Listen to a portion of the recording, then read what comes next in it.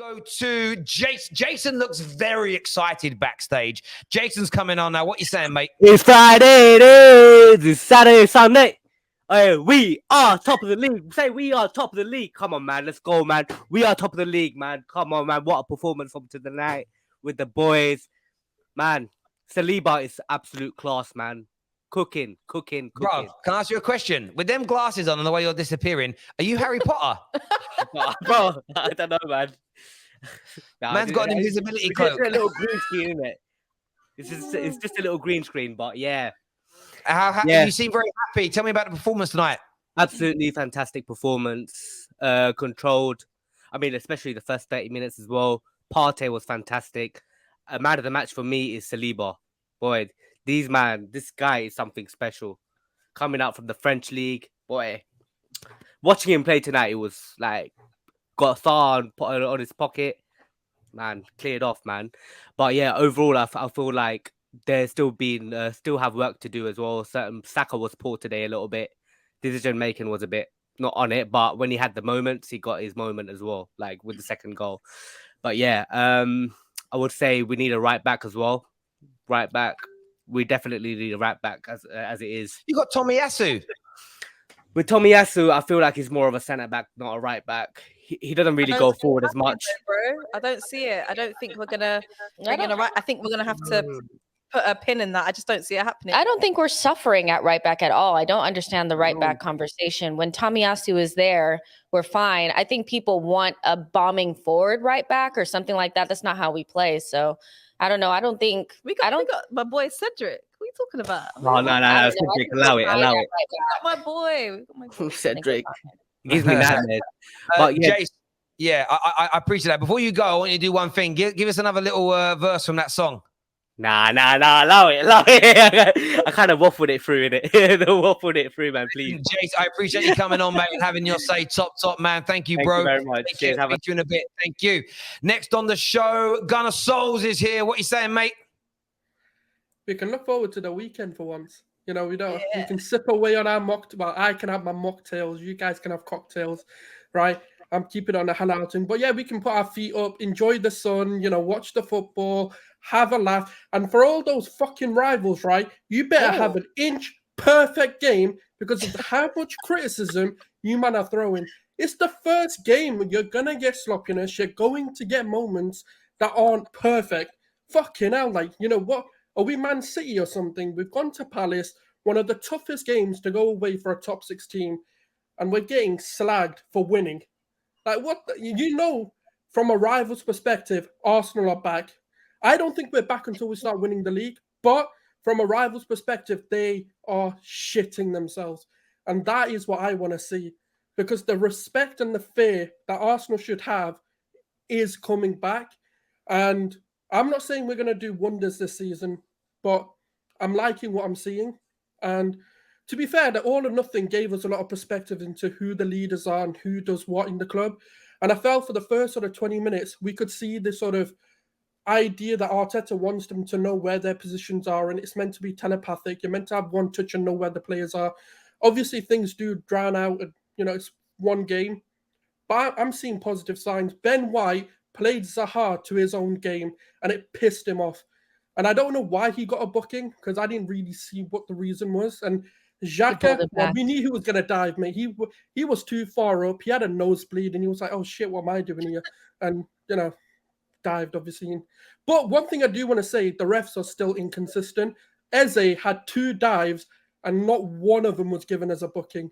And I'm not saying the refs are at fault here or anything like that, but these refs do need to be consistent, because it becomes unfair. But brilliant. I think the subs were made at the right time. I think you need to have the pressure and then change the game. And I think that caught them off guard. I don't think people expected Nketiah to do what he did. And the way he counter-pressed them was exactly what we needed. Taney came on with a point to prove, because he was like, okay, I've got to... And he said it as well. He goes, I'm not afraid that's in check, no sign, because at a club like Arsenal, we're meant to compete for our positions. And that's exactly what he came on and did. And in terms of this whole Saka thing and Odegaard being quiet, I think teams have sussed out the right-hand side of the pitch is where we're threatening. And look at how much they overloaded it. That's why you have a team. and our left-hand side took a bit more responsibility. That's why we put Jesus there with Martinelli and with Zinchenko going forward to balance that out, to say now we have a left-hand side that you also need to worry about. I think it would have been better if Martinelli scored, because that would have been like, right, you need to focus on him, and it would have opened up more spaces for Saka. But so far, I'm liking it. Good run, and I think our first sort of 5 to 6 games are really favourable, and we should be picking up those points. And we can now just chill. That's the best thing. I'm just chilling now. Let's see how perfect your teams are. Listen, Gunnar Souls, I hear you on that 110%. It's one of the reasons why I'm not Fran Salt, because my team ain't kicked the ball yet and we're in trouble. I'm being nice so I get left alone. I just do it. There's a tactic to this. Just leave me alone. I'm a nice boy. Gunnar Souls, great to have you back on, my friend. We'll chat again soon. Thank you very much, brother. More calls to come. On the show. I want to go to some super chats that have come through. First one here says, Terry, apparently there is an Athletic and Guardian piece coming out next week, and it is going to be revealed that Arteta is Banksy. I was wondering where we were going with that for a moment. By the way, I've had a message from a very prominent content creator that's asked me where I've got my hair done. I'm not going to reveal who it is, but brother, if you're still watching, I'm going to hook you right up, my friend. Very honored you've reached out to me. You're a legend of the game. Big name as well. Big name. This is great. One here says, great legs, Jess. Thank you. Oh. Crystal Palace should have had 3 penalties, so cry more, you lucky Arsenal fans, is what's been said there by this man. He's not very happy tonight, is he? He's not an happy boy. He's not an happy boy whatsoever. Right, on the show next, we're going to go to Mo's coming in a minute as a rival perspective. We're going to be doing man of the match on the show as well, and predicting our top 4s in this room. We're going to do top 4s and player of the years, maybe a little flop of the year as well. So stay with us. Samuel's here. What are you saying, young Samuel? Listen, man, what a difference 1 year makes. Last year, we tell you, in the trenches, Brentford battered us. Gary Neville, Jimmy Carragher are dancing, but they're not dancing tonight because I can see the doom and the gloom in their faces. I think it was a sensational performance from William Saliba, man. Listen, people are saying, why did we loan him out? But like Terry said, man, we needed time to let this guy settle in, just cook him in slowly. And tonight it showed, man. This guy had a monster class performance. It wasn't a master class. I'll call it a monster class performance. Ben White, I think, our position, he's a centre-back playing right back. We're going against one of the toughest wingers in the league, and Wilfried Zaha. And, he dealt with him so well tonight. And I think, you got to give Ben White credit. The only criticism I have tonight is Martin Odegaard, right? I think he was a little bit of a coward tonight. He's got to shoot. He had 3 or 4 chances where he could take a shot. He was clean through and goal. Probably, the 50th minute of the game, clean through. Jesus did a good job, and then he scuffed the chance. I think that's the issue I have with us this season.